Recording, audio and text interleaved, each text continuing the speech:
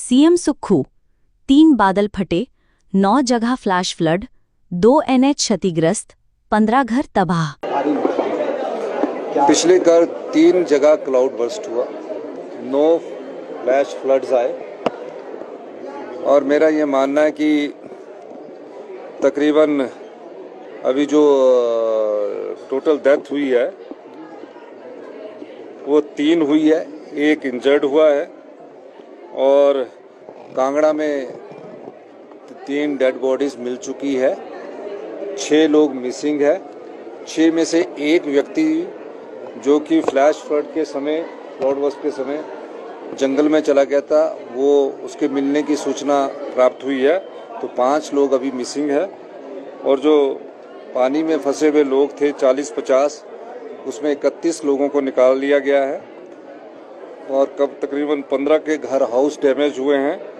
2 national highways को बहुत damage हुआ है और मेरा यही अनुरोध रहेगा कि नदी नालों और के पास पर्यटक भी ना जाएं, नदी नालों से दूर रहें और बाकी जिला हेडक्वार्टर्स के इर्द गिर्द के सारे स्थान सुरक्षित है, वहाँ रह सकते हैं। नदी नालों में जाकर कोई साहसिक खेलों का प्रदर्शन करने की अभी कोई ज़रूरत नहीं है, क्योंकि बरसात में नदी नालों के किनारे जाना या अपनी जीवन से खेलना होता है, तो इस दृष्टि से भी वो बचकर रहें। और मेरा ये मानना है कि जो हमारा फ्लैश फ्लड आया, जो जिन हाइड्रो प्रोजेक्ट्स को नुकसान पहुंचा है, उसके भी हम जायज़ा ले रहे हैं।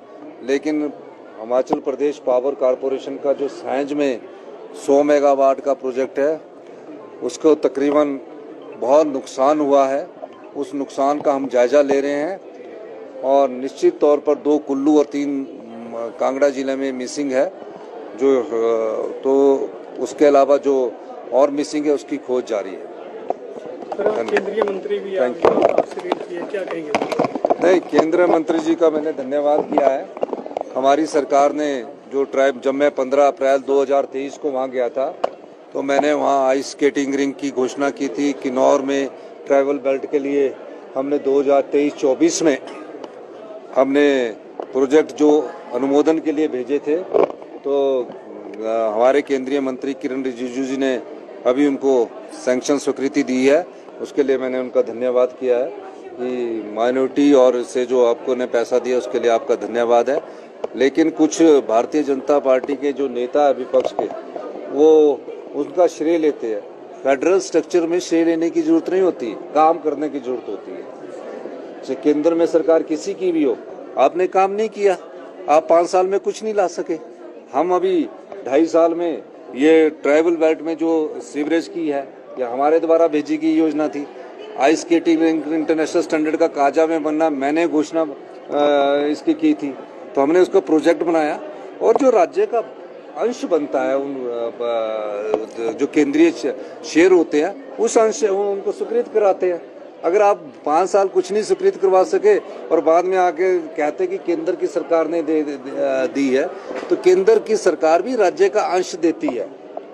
आपने अंश नहीं लिया, सभी राज्य का, चाहे सरकार किसी की भी राज्य में हो, फेडरल स्ट्रक्चर में ये एक प्रक्रिया है। तो इस तरह बात करना कि हमने दिया, केंद्र कुछ तो किया नहीं उन्होंने।